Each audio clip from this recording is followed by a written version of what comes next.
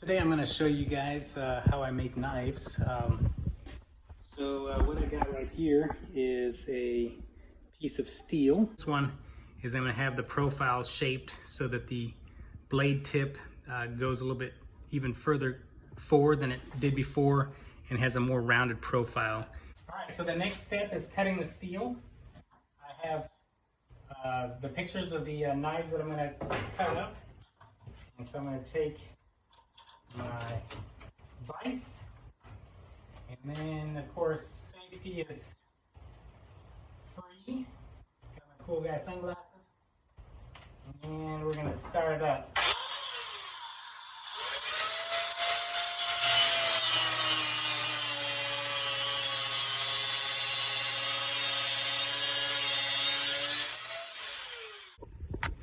So once I cut it into the blank form, I'm going to cut it in gross form, cut out that blade profile. Rough knife, and taking all those burrs and everything else that we have and shaping it with the disc grinder.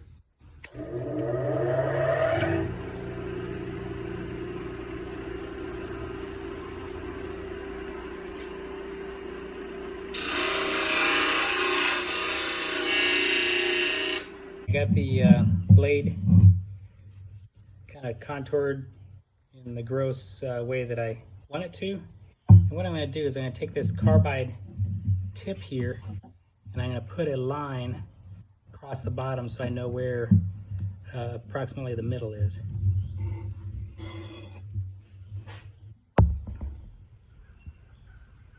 Alright, now I have a line that's kind of etched along there. It's kind of hard to see in the video. Okay, now that I got the profile I want, now it's just a matter of taking off the edge and grinding it down to that line that I had made before. All right, midway through the process, just getting it down to everything that isn't the blade, and kind of going from there. Oh my goodness, this thing is turning out awesome. Look at that thing. Just ready to go. Can't wait to get this thing done. This is going to be fantastic. And I am running it back and forth on this whetstone and taking a look at it. And it should be polishing up. So I'm going to be working on it maybe the next hour or so and make it all shined up. Taking the carbide tip, and I'm going to drill holes.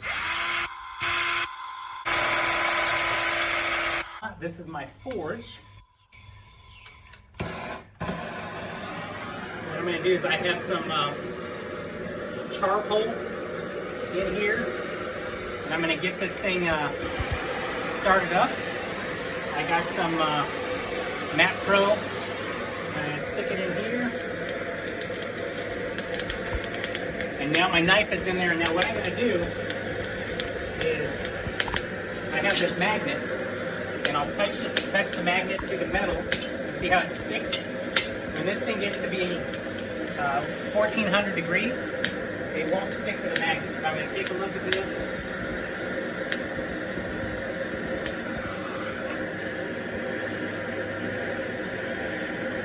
See how it sticks? It's not near hot enough. So I'm going to stick it in there.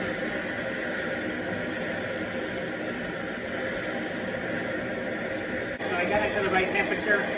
It's soaked completely through, and so now I'm going to dip it in there and hopefully it don't catch my hair on fire. Woo! So once the knife comes out, it's going to come out looking really black and everything. So once again, it's back to the polishing.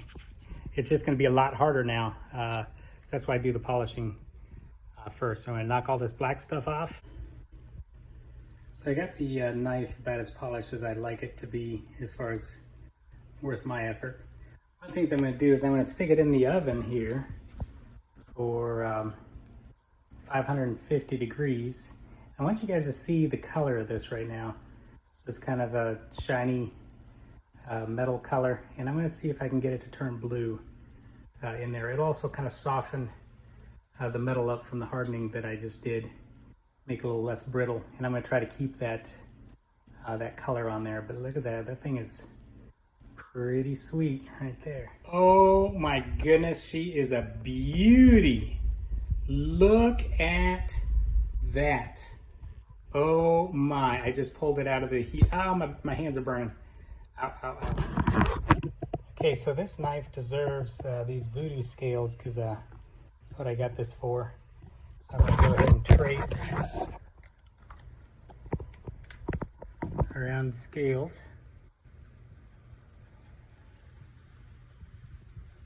All right, so I ran into a problem. My Dremel died, and so now I'm going to use one of my knives that have the metal cutting blade on the back to continue cutting the scales. All right, now what I'm going to do is I'm going to glue these together and then press it with that. All right, now that we have our things glued down, we got to leave it. The handle kind of shaped up, but it's really thick, so I got to shape it to give my hand now, and I'll be doing it on the grinder. All right, so I got the handle shaped, and now it's time to open up the blade. Look at that. Oh my.